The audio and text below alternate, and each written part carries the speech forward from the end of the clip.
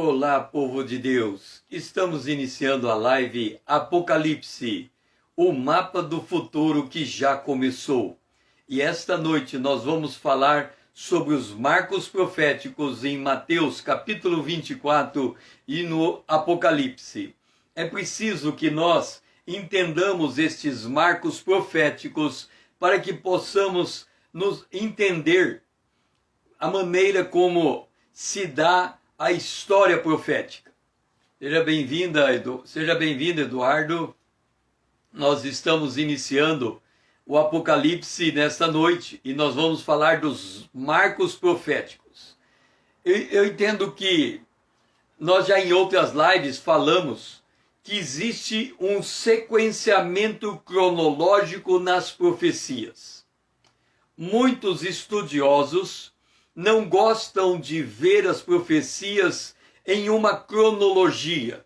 Eles dizem que a profecia não foi feita para entrar em critérios temporais. A profecia, ela tem um critério quase que atemporal. No entanto, boa noite, Eduardo.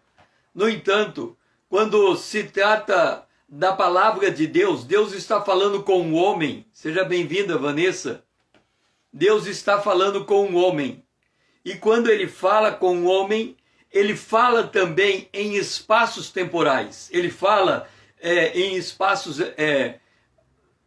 num tempo divino, num tempo eterno, mas ele também fala num tempo terreno, num tempo humano.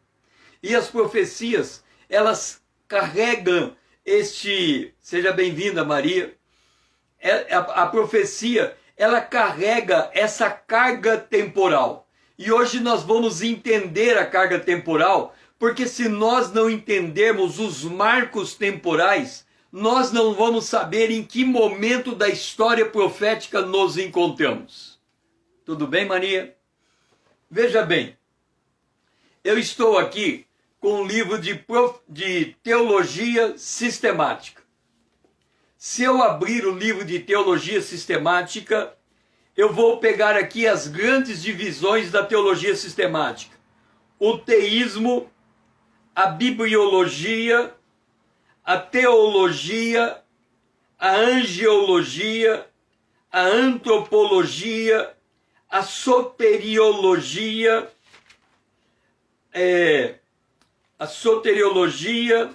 vamos ver aqui, o que nós temos mais, a eclesiologia. Então, todo esse conteúdo temático da profecia, da teologia sistemática, quando eu particularmente vou estudar teologia, boa noite, Vanessa. Quando eu particularmente vou estudar a teologia sistemática, eu dou preferência aos teólogos que viveram nos séculos antigos, do século XVIII para trás. Quando nós olhamos para as grandes denominações, a batista, a presbiteriana, a metodista, todas estas grandes denominações, elas formaram a sua doutrina, a sua teologia, mediante estudos profundos de homens de Deus que dedicaram a sua vida a conhecer a palavra, inclusive nos originais. Então, quando nós temos as grandes denominações e nós vamos buscar entender a base teológica dessas denominações, nós temos que estudar do século XVIII para trás a formação da teologia e da teologia sistemática. Por que eu estou dizendo de teologia sistemática se nós estamos tratando hoje de escatologia? No último ponto aqui desse livro de teologia sistemática, nós entramos na escatologia. E agora a escatologia, eu já não faço o mesmo procedimento. Eu não vou em busca dos que estão no passado para entender a teologia, a escatologia. Por que eu faço essa distinção? Primeiro, nós temos que ler na fonte no original, na fonte original. Se nós formos no livro de Daniel, um grande profeta, e ele viu a história das nações, ele viu o Império Babilônico, o Império Medo-Persa, o Império Grego, o Império Romano na primeira fase, o Império Romano na segunda fase, a volta de Jesus Cristo. Ele viu todo esse desenrolar. Então há uma cronologia crescente na história que culmina na volta de Jesus Cristo. Só que quando ele chega no último capítulo no capítulo 12 de Daniel, quando ele chega no capítulo 12, nós lemos a seguinte palavra, Daniel capítulo 12, o versículo 4. Tu, porém, Daniel, encerra as palavras e sela o livro até o tempo do fim. Muitos o esquadrinharão e o saber se multiplicará. O que Deus está dizendo aqui é, todas as doutrinas da Bíblia, por isso eu coloquei a teologia sistemática como marco, todas as doutrinas bíblicas, até o século XVIII, elas estavam muito bem fundamentadas em todas as escrituras. Mas no que diz a escatologia, esse livro estava selado por um grande período de tempo. Quando nós, por exemplo, chegamos na Reforma, a Reforma, o que é que Lutero e Calvino e todos os reformadores eles fazem? Eles pegam a doutrina de Paulo, o justo viverá por fé, a salvação é por meio da fé, mediante a graça, não por obras, para que ninguém se glorie, e eles fazem um retorno à doutrina de Paulo, a doutrina do Novo Testamento. Eles fazem um retorno às Escrituras, e é isso que tem que ser feito. Por isso que eles colocaram que a regra do cristão a Bíblia é o livro de regra, de fé e de prática, porque há um retorno à palavra de Deus. Quando nós vamos para o mundo, o tempo que nós estamos vivendo, a Bíblia diz que os homens procurarão doutores segundo as suas concupiscências. Ou seja, o mundo atual vai abandonando a doutrina bíblica em prol de algo que são falsas doutrinas e o evangelho vai se esvaziando no seu poder. Então a reforma de Calvino, de Lutero, ele volta para a origem e resgata as doutrinas, e daí vem as grandes denominações com toda a sua força doutrinária. Por outro lado, Lutero, por exemplo, ele dizia que o Apocalipse não devia estar na Bíblia. Ele lia o Apocalipse e não entendia. O movimento da reforma foi um movimento de retorno às doutrinas dos apóstolos. Mas escatologicamente foi um movimento vazio, porque eles não tinham um referencial profético forte e fundamentado para dizer: o mundo caminha para a segunda vinda de Jesus. Não era esse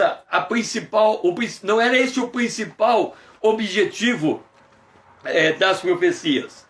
Então, quando nós vamos agora em 1 Pedro, capítulo 1, o versículo 19, Pedro falando das profecias, ele diz: temos assim, tanto mais confirmada a palavra profética, e fazeis bem em atendê-la, como uma candeia que brilha em lugar tenebroso, até que o dia clareia e a estrela da alva nasça em vosso coração.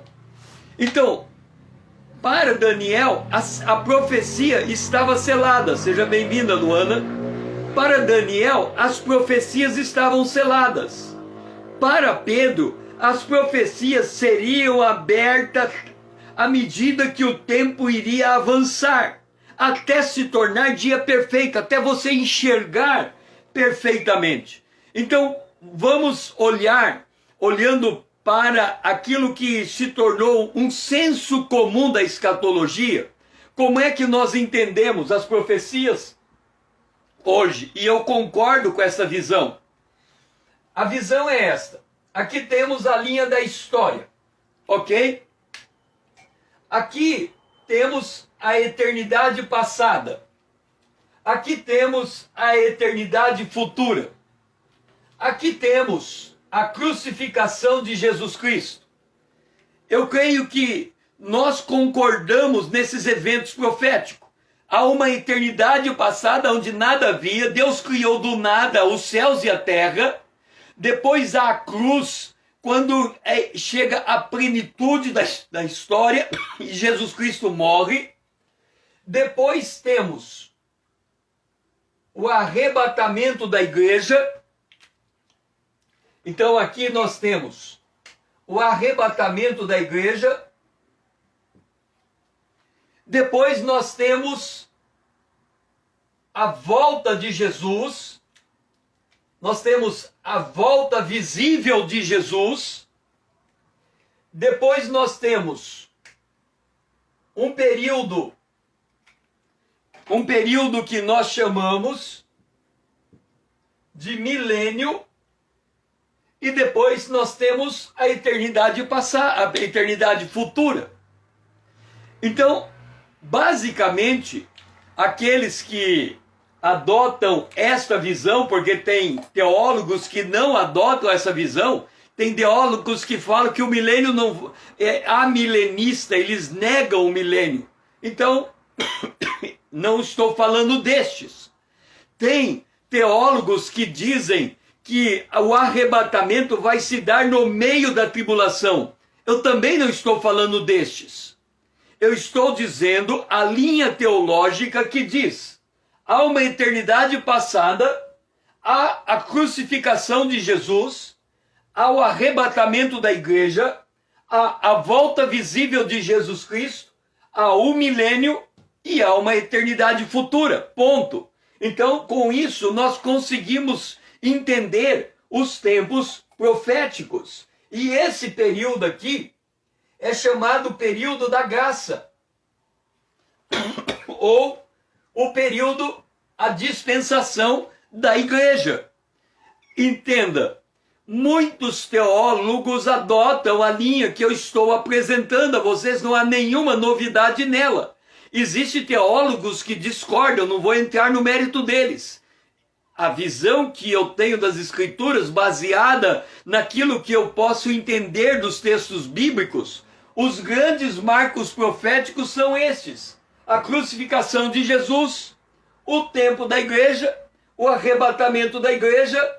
Aqui vem a 70ª semana de Daniel, a 70ª semana de Daniel, e a se eu estou declarando 70ª, é 70, né?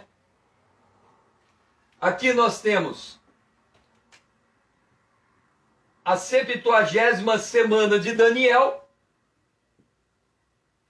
e aqui nós temos a volta de Jesus, a batalha de Armagedon, e nós temos a implantação do milênio, e ao final do milênio a eternidade futura.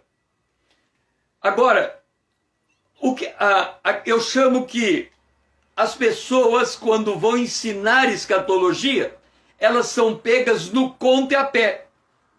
Como este é o padrão básico do que se ensina, todo mundo olha para aquele padrão e diz: ah, é desse jeito que vai acontecer. E vem um e fala a mesma coisa, e vem um e fala a mesma coisa. Por quê? Porque os antigos declararam que é desse jeito. Os que estão vindo, que não estudam a palavra de Deus no detalhe, continuam enxergando a mesma coisa que os antigos enxergavam. E quando você considera a profecia dessa maneira genérica, é como se eu dissesse assim para você: olha, se você estiver em Dourados, Mato Grosso do Sul, você vai até o entroncamento de Dourados para Campo Grande, No entroncamento você vira à direita e vai até São Paulo. Aí a pessoa fala, bom, é assim e assim, é fácil. Só que quando você põe o carro na estrada, você chega em Rio Brilhante, que é uma cidade, e você fala, e agora? Eu tenho que contornar a cidade, passo pelo meio dela, o que eu faço? Aí você fala, eu vou contornar a cidade, continua. E aí quando você chega lá no entroncamento, você vira, e quando você vai adiante, entra em São Paulo. E agora? Eu saio à direita, vou à esquerda, eu continuo em frente. Aí você precisa de um GPS, vai te ajudar bastante. Porque o GPS, ele vai mostrar a estrada no detalhe. Ele vai dizer para você, olha, aqui é assim, daqui você vira para cá, daqui você vira para lá, ali tem uma curva, ali tem uma ponte. Então quando você entra no detalhe, você começa a perceber a grandiosidade do plano divino, porque você está olhando no detalhe. E quando nós olhamos no detalhe, as coisas não são como estão sendo colocadas aqui desta forma retilínea. Existe coisas acontecendo no meio e nós temos que olhar para essas coisas e enxergá-las para entender em que momento profético nós nos encontramos, porque senão vamos andar a esmo. Quer dizer, alguém diz assim, olha, Jesus está voltando, ele vai levar a igreja e vai voltar para Israel e vai vir o milênio, e você fala, ok, e quando que tudo isso vai acontecer? Como que é a cronologia dessas coisas? E aí a pessoa se perde. Então o que nós vamos fazer hoje é olhar a cronologia do final do tempo no detalhe.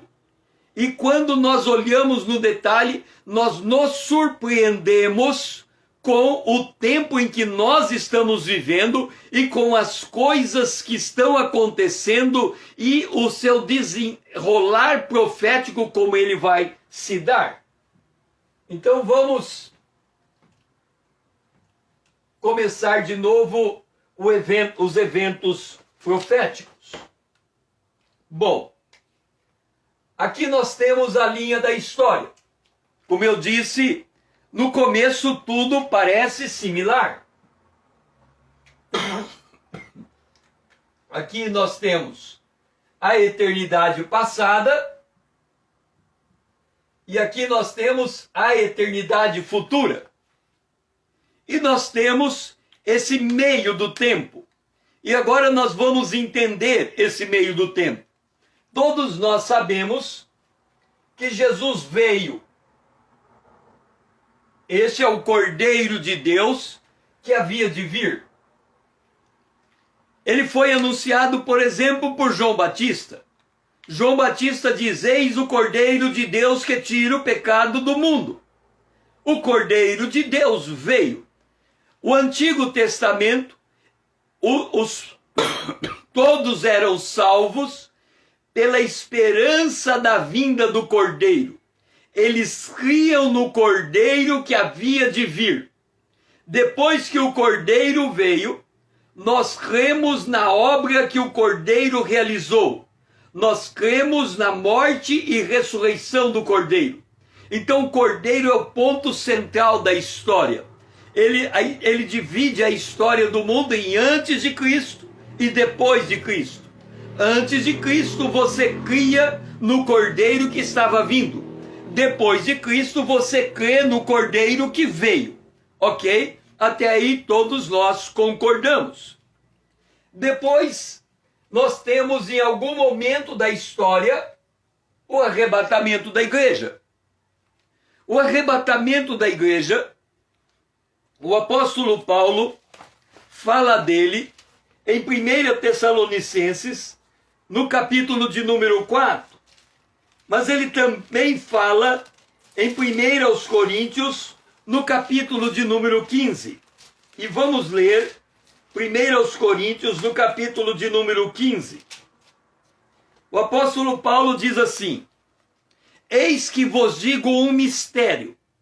Nem todos dormiremos, mas transformados seremos todos. Num momento, num abrir e fechar de olhos, ao ressoar da última trombeta, a trombeta soará, os mortos ressuscitarão incorruptíveis e nós seremos transformados. Então Paulo está dizendo que nesse momento da história haverá a ressurreição dos mortos e o arrebatamento dos vivos. Ele está dizendo isso. Haverá a ressurreição dos mortos e a ressurreição dos mortos e o arrebatamento dos vivos. Depois nós sabemos que Jesus virá. Jesus voltará. E quando Jesus voltar, Jesus voltará. E quando Jesus voltar, ele vai, como é que eu vou dizer? Ele vai voltar para Israel. Então, nesse período da história, aqui nós estamos falando da igreja.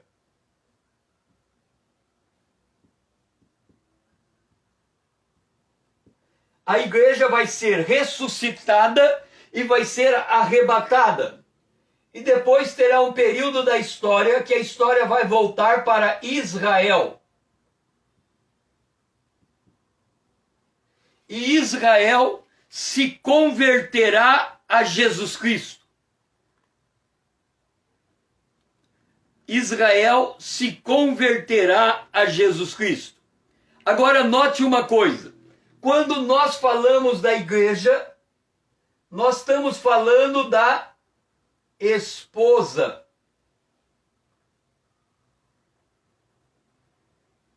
E quando nós falamos de Israel, nós estamos falando da esposa.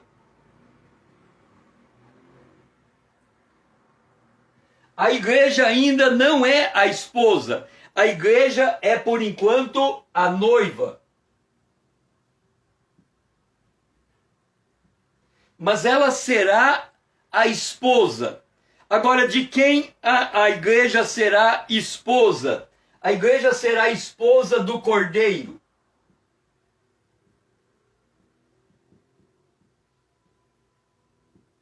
E de quem Israel é a esposa? Israel é a esposa do Criador. Isso aqui deveria ser o suficiente para nós entendermos que há uma maneira diferente de Deus trabalhar com a igreja e uma maneira diferente de Deus trabalhar com Israel. A igreja é a esposa do Cordeiro. Israel é a esposa do Criador. Nós podemos dizer que Israel, ele é o guardião da criação.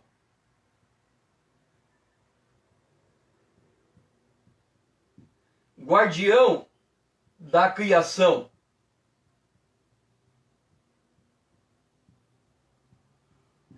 E a igreja é adoradora.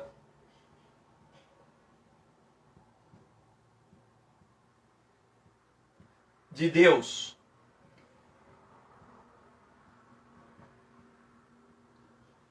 Como Israel, ele é o guardião da criação, Israel declara que existe um único Deus. E como a igreja é adoradora, ela conhece Deus na intimidade, então ela diz que tem o Deus Trino. Ela conhece Deus na intimidade, então ela tem o Deus Trino. Tanto a esposa do Criador como a esposa do Cordeiro, ambos precisam reconhecer o Cordeiro.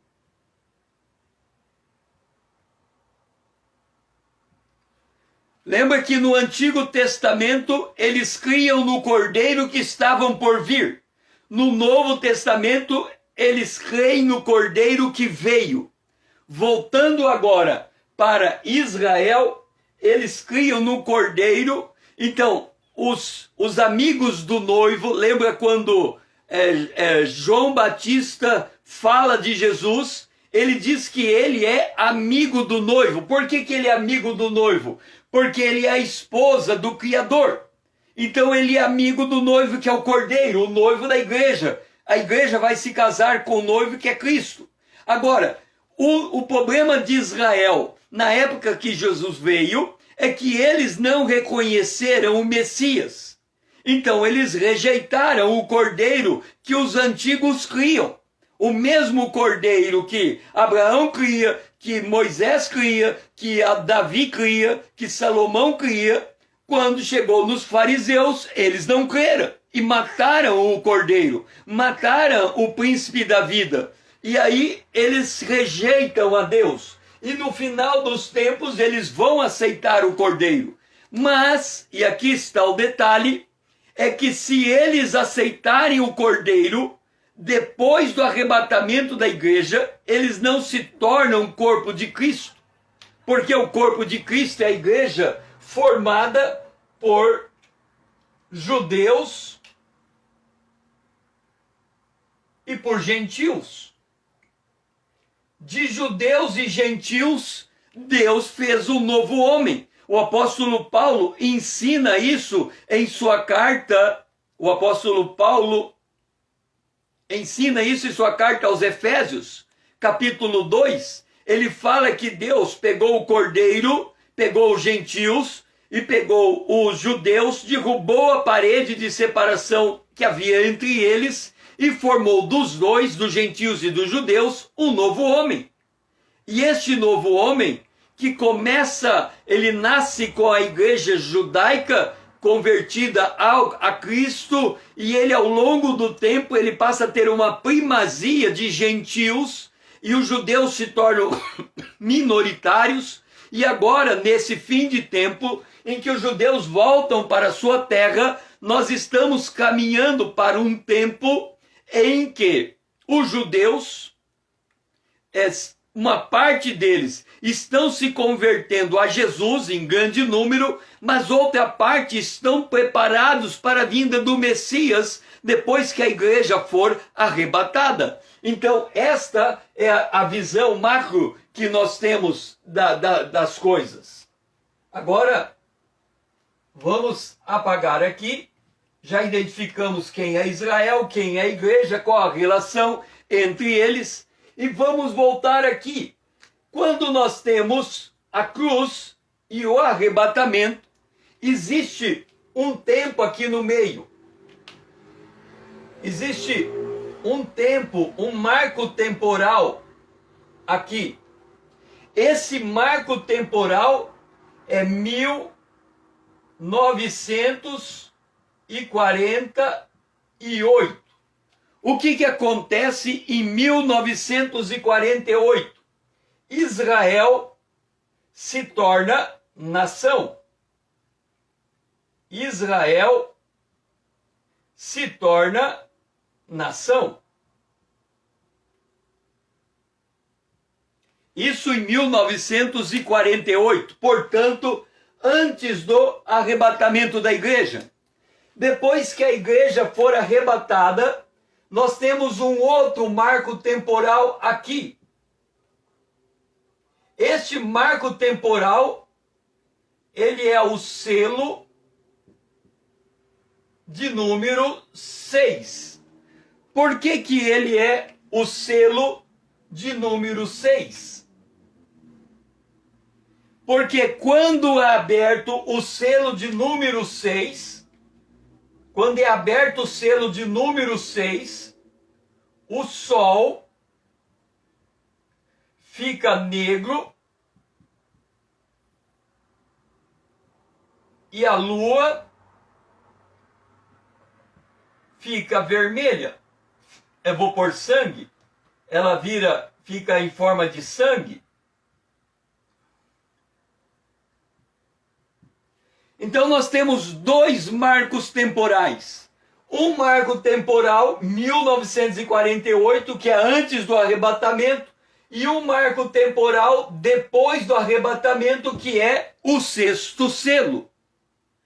Quando nós lemos a profecia de Joel, lá em Atos capítulo 2, a profecia de Joel sendo citada por Pedro, quando nós lemos a profecia de Joel, citada por Pedro, em Atos no capítulo de número 2, nós lemos assim: e acontecerá que nos últimos dias, desde a crucificação de Jesus até a volta de Jesus, estes são os últimos dias. E o que é que a palavra diz? Que nesses últimos dias o Senhor derramará do Espírito sobre toda a carne. Então nós temos um derramamento do Espírito Santo. Nós temos um derramamento do Espírito Santo aqui. Derramamento do Espírito Santo. Ele começa em Atos no capítulo 2. Esse derramamento do Espírito Santo. E ele é um derramamento sobre filhos e filhas. Porque ele é um derramamento sobre a igreja. Sobre filhos e filhas. Ele é um derramamento de Espírito sobre a igreja. E a igreja, ela vai ser arrebatada. O detalhe é que o derramamento do Espírito continua para depois do arrebatamento. E ele continua até este marco temporal do sexto selo. Porque ele diz que primeiro o derramamento é feito sobre filhos e filhas. Ou seja, o derramamento é feito sobre a igreja, até a igreja ser arrebatada. Depois o derramamento do Espírito continua. E ele continua sobre os servos e sobre as servas. Os servos e as servas, eles estão neste período da história. Entre o arrebatamento e o primeiro selo.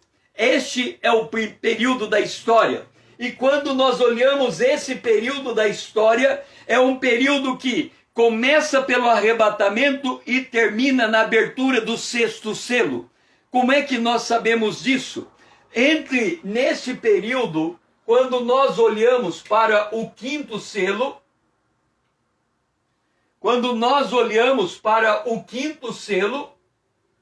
nós vemos os santos debaixo do altar.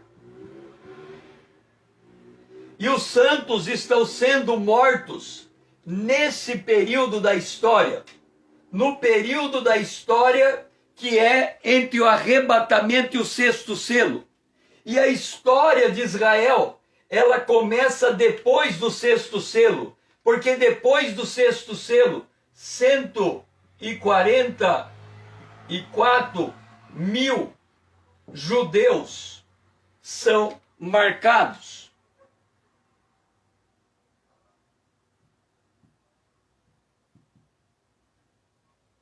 144 mil judeus são marcados. O que significa isso?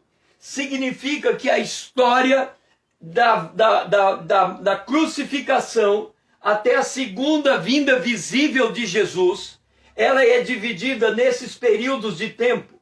O tempo da graça, dentro do tempo da graça, 1948 é um marco, porque começa nesse marco, a Israel se torna nação, e depois do arrebatamento, até o primeiro selo, o sexto selo, quando os santos morrem, e depois começa o chamado Dia do Senhor. Então, depois do sexto selo, começa o chamado Dia do Senhor. O que nós estamos fazendo? Nós estamos colocando uma lupa no tempo profético e expandindo o tempo profético. Agora, eu havia dito que nós vamos examinar esses tempos proféticos à luz do que Jesus falou em Mateus capítulo 24. Por que é importante nós conhecermos os marcos proféticos nesse mapa a partir de Mateus capítulo 24? Entenda uma coisa.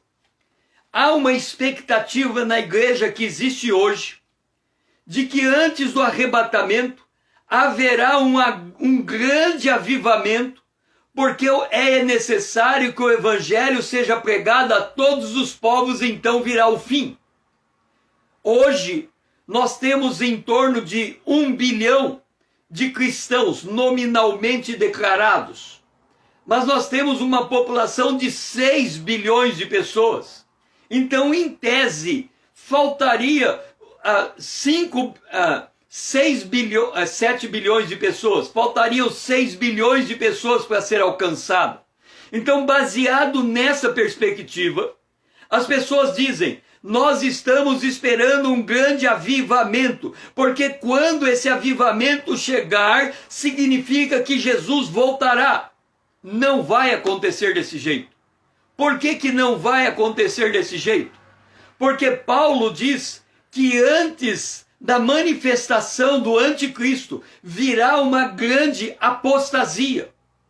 E por causa desta apostasia, nós não teremos um avivamento. Mas depois do arrebatamento, o evangelho será pregado a todas as nações. Então virá o fim. Então, quando nós falamos do grande avivamento, que vai atingir todos os povos, todas as nações, este grande avivamento será depois do arrebatamento da igreja e não antes do arrebatamento da igreja.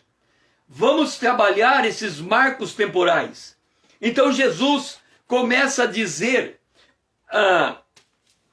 Mateus capítulo 24, e ele vai estabelecer esses marcos temporais. Nós precisamos, quando olhamos a palavra profética, colocar lupa dentro dela, porque a palavra tem uma ordem. Jesus disse uma coisa, depois ele marca outra coisa, depois ele marca uma terceira coisa, e ele diz: aqui está o primeiro marco temporal, aqui está o segundo marco temporal, aqui está o terceiro marco temporal. Certas coisas acontecem no primeiro marco, certas coisas acontecem no segundo marco, certas coisas acontecem no terceiro marco. Se vocês não souberem os marcos, vocês vão misturar tudo. É por isso que as pessoas dizem que o evangelho precisa ser pregado a todas as nações para ter o arrebatamento. E eles dizem que, tendo o arrebatamento, é que começa o dia do Senhor, a 70ª semana de Daniel. Mas eles não estão levando em conta esse intervalo de tempo entre o arrebatamento e a semana de Daniel. Jesus vai fazer a marcação desse tempo. Então começa o sermão em Mateus capítulo 24. Os discípulos perguntam a Jesus. Jesus diz que Jerusalém será destruída. Os discípulos ficam impressionados com aquilo. E aí eles perguntam: Senhor, quando sucederão estas coisas? E que sinal haverá da tua vinda e da consumação dos séculos? A vinda do Senhor que eles estão perguntando é a segunda vinda visível de Jesus. Eles não tinham noção da igreja.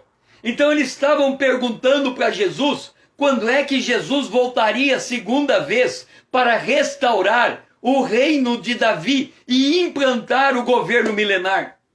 E eles queriam saber como é que seria a consumação das coisas, o que aconteceria depois do milênio e tudo mais. Então eles estão focados nesta visão aqui. E aí Jesus vem e diz assim: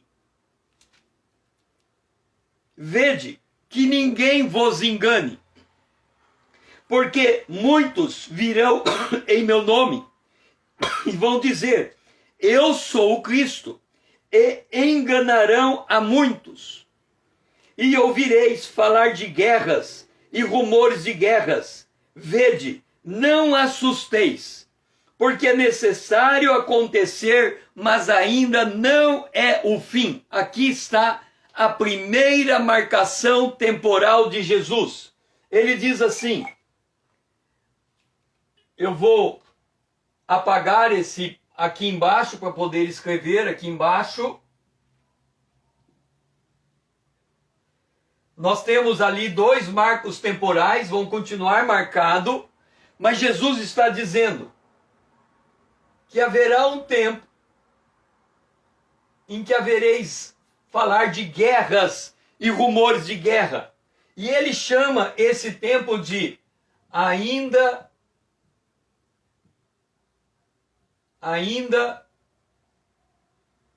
não é o fim. Esta é a primeira marcação de tempo de Jesus.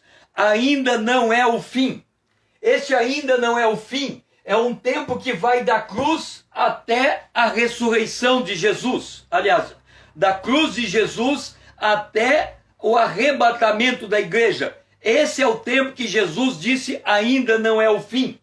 Depois ele continua a leitura e diz: porquanto se levantará nação contra nação. Agora ele já está para frente daquele tempo.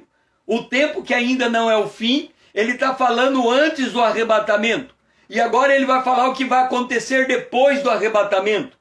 E levantará nação contra nação, reino contra reino, haverá fomes, terremotos em vários lugares, mas isto é o princípio das dores.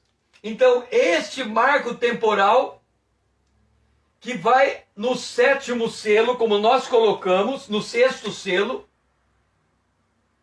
este marco temporal, que ele está marcado no sexto selo, este marco temporal, Jesus está chamando esse temporal de princípios. Princípio das dores.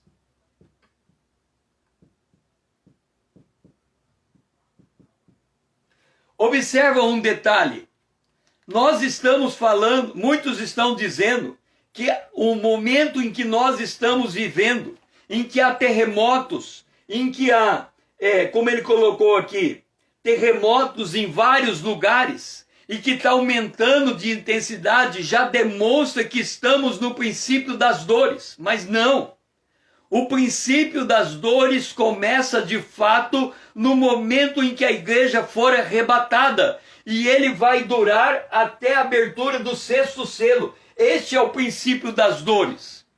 Então Jesus diz, depois desse princípio, agora ele vai para o tempo seguinte.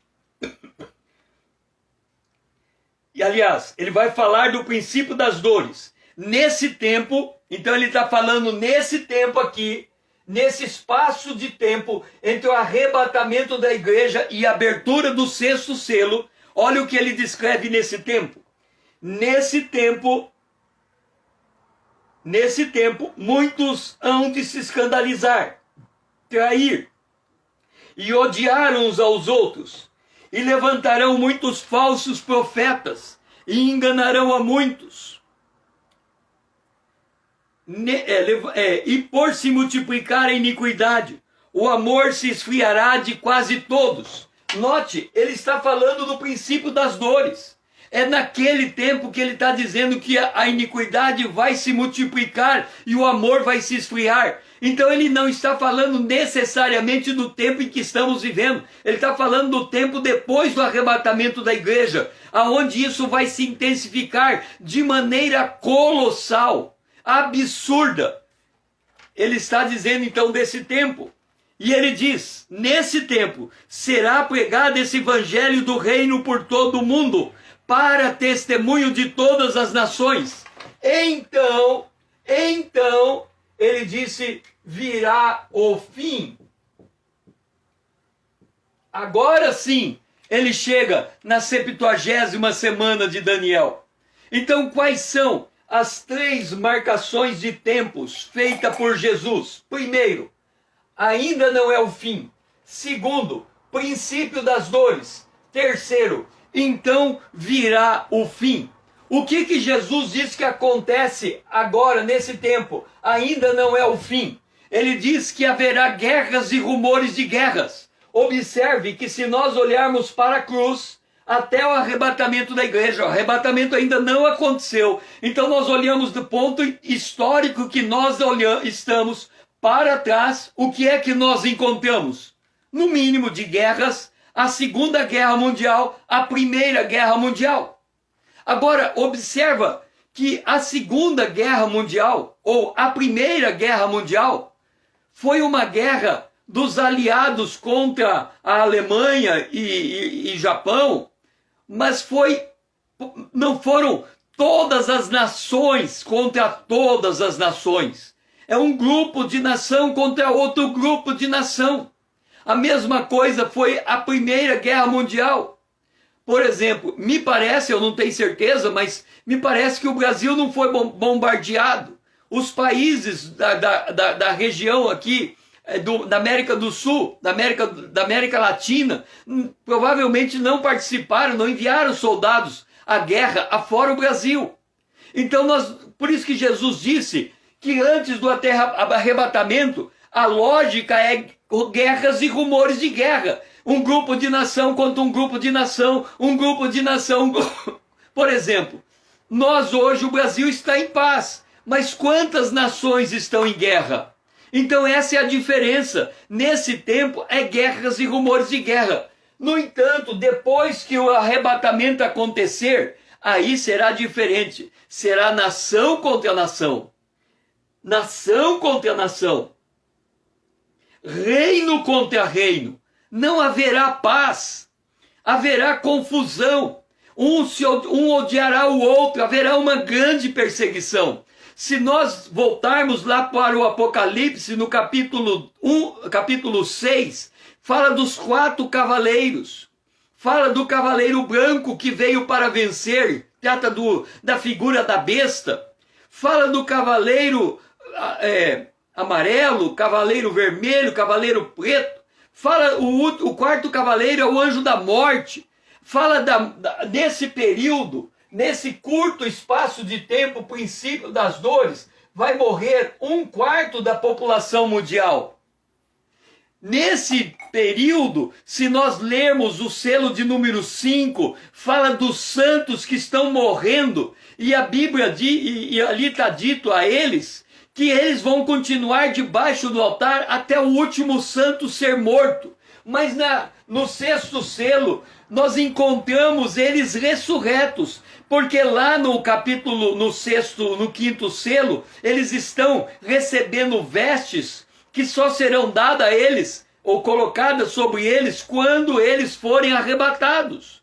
E eles são arrebatados na abertura do 6º selo.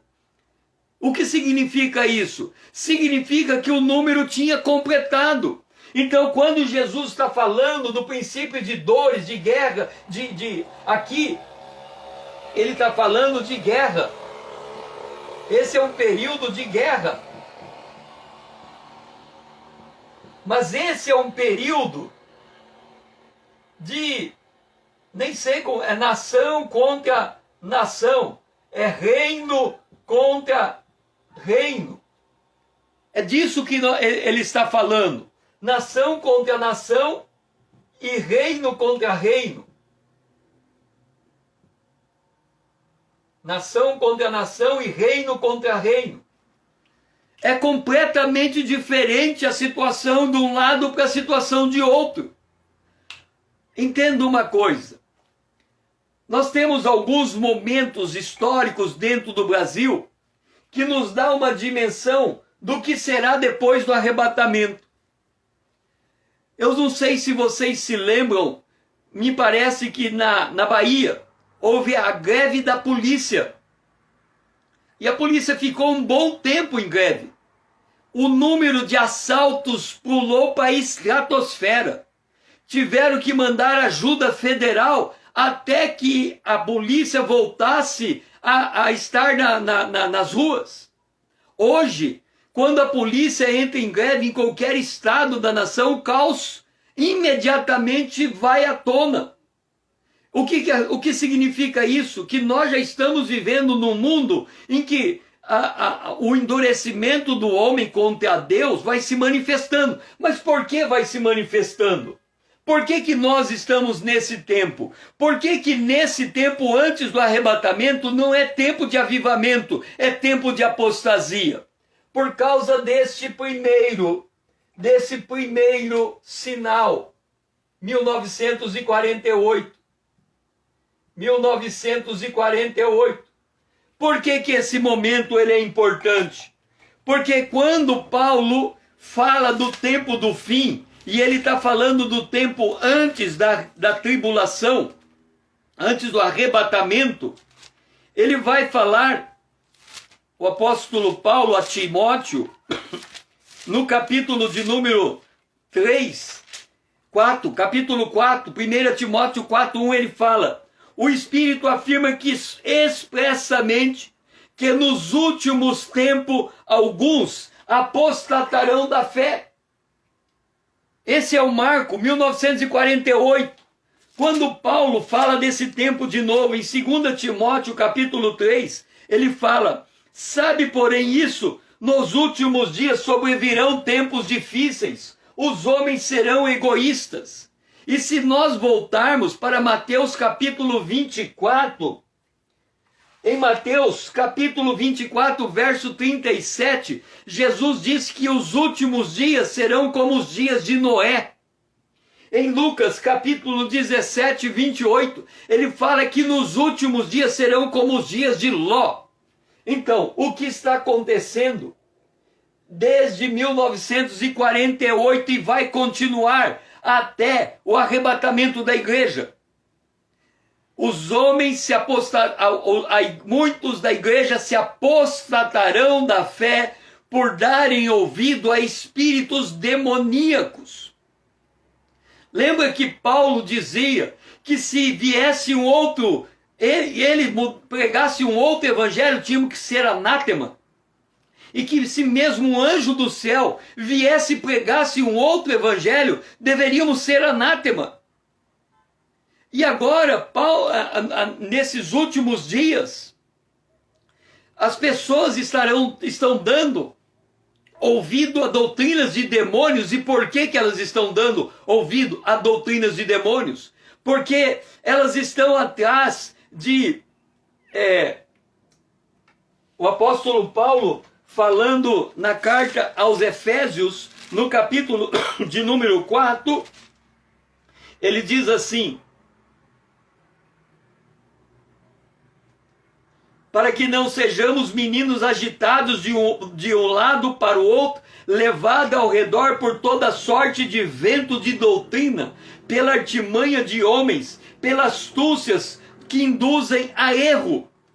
Então Paulo está dando um aviso expresso que de 1948, quando começa os dias de Noé e de Ló, até os dias do arrebatamento da igreja, haverá alguns apostatarão da fé por darem ouvidos a doutrinas de demônios. Por quê? Porque Jesus disse lá nas parábolas de Mateus capítulo 13, já na segunda parábola, que o joio estaria infiltrado no meio do trigo, que Satanás estaria infiltrado no meio da igreja e que ele estaria roubando a fé da igreja. E quando chegamos nas cartas do Apocalipse, a última igreja, a igreja de Laodiceia, a igreja que tinha que estar pronta para o arrebatamento, é uma igreja que colocou Jesus pelo lado de fora e ele está à porta batendo para ver se alguém lhe deixa entrar.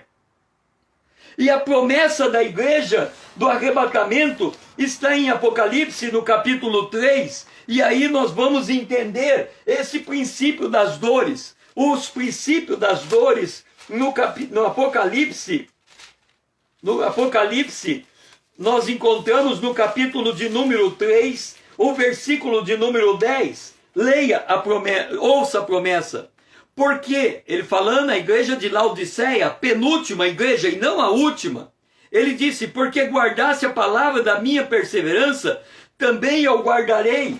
E agora, esse dia, que é chamado o princípio das dores, ele é chamado da hora da provação.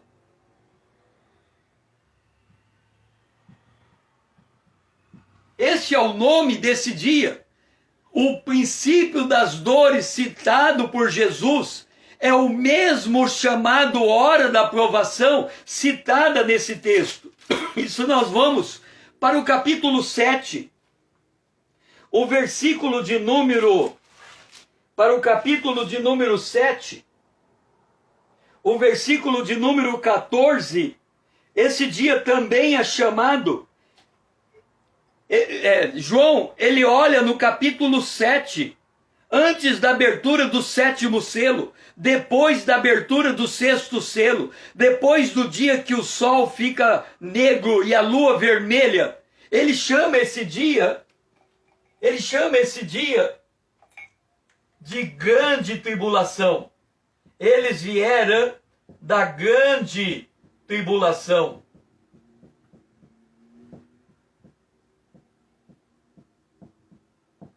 Muita gente diz que a grande tribulação é a 70ª semana de Daniel, a segunda metade dela, mas não é.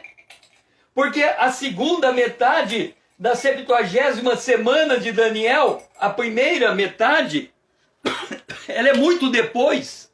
A primeira e a segunda metade, ela é muito depois da abertura do 6º selo. E no 6º selo é depois do 5º selo, e o 5º selo é onde está tendo a morte da quarta parte da humanidade dos santos. Quando nós falamos do dia do Senhor, nesse dia do Senhor vai ser morto a terça parte da humanidade. Isso é falado em uma das taças. Então nós temos aqui a morte em torno de 1 bilhão de pessoas. E aqui nós teremos a morte de mais 1 bilhão de pessoas. Significa do tempo de hoje até o arrebatamento da igreja, e depois do arrebatamento da igreja até o 6º selo, nós teremos a morte de 1 bilhão de pessoas. E depois do dia do Senhor, que acontece depois da abertura do 6º selo, nós teremos a morte de mais 1 bilhão de pessoas. Entenda. Quando nós olhamos para as coisas que estão acontecendo agora, e alguém diz, o selo está sendo aberto, ele não sabe do que está falando, porque quando se abre o selo, a situação da história se torna dramática, é completamente diferente do que temos hoje. Então, a igreja fiel, a igreja lavada e remida pelo sangue do Cordeiro, a igreja nascida de novo, a igreja que tem o Espírito como selo, ela será arrebatada.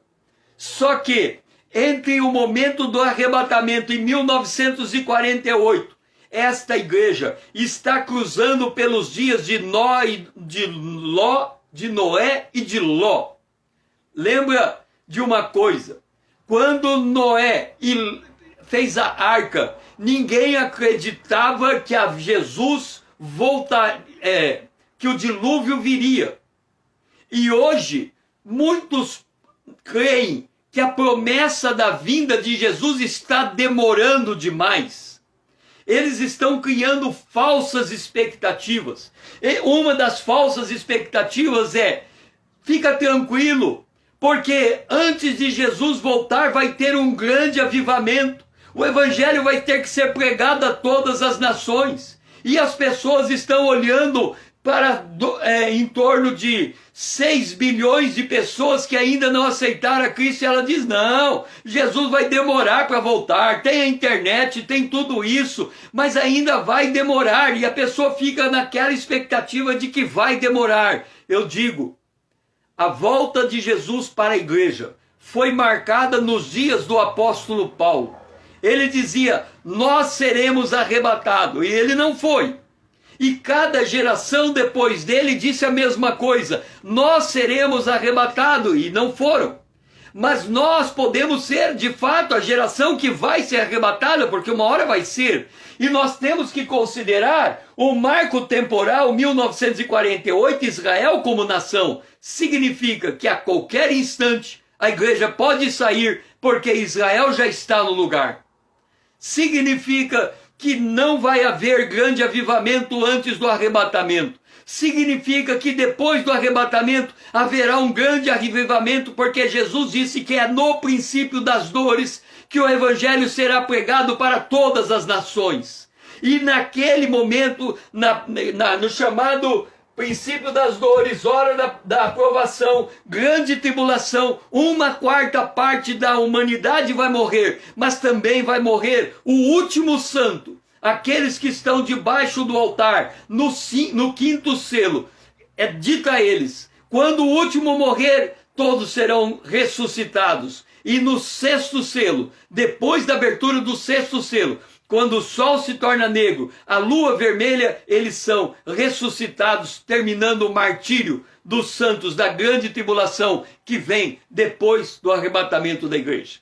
Esta é a relação entre Mateus 24 e o Apocalipse. Que você possa gravar estes marcos proféticos e, no mínimo, saber que nós estamos vivendo, sim, nos dias de Ló, nos dias de Noé e nos dias de Ló.